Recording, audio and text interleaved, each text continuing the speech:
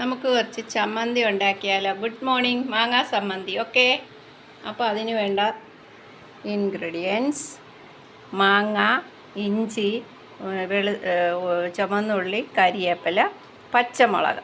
അപ്പോൾ ഇത് ഇത്രയും കൂടെ നമുക്ക് അതിനകത്തോട്ട് ഇടാം. ഒരു കറക്ക് ഇറക്കിയാൽ മതി. പിന്നെ നമുക്ക് ഇത്തിരി നല്ല കുറച്ച് തേങ്ങ,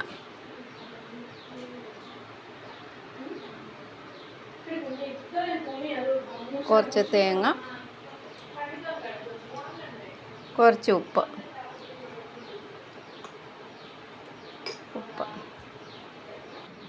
കുറച്ച് മല്ലിയിലയും കൂടെ ഇടാം. അപ്പം നമുക്ക് അത് അരയ്ക്കാം. ഇപ്പോൾ എൻ്റെ മാങ്ങാ ചമ്മന്തി എങ്ങനെയുണ്ട്? എല്ലാവർക്കും ഇഷ്ടപ്പെട്ടോ? എല്ലാവരും ഇതേമാതിരി ഒന്ന് അരച്ച് ഒന്ന് നോക്ക്. മല്ലിയില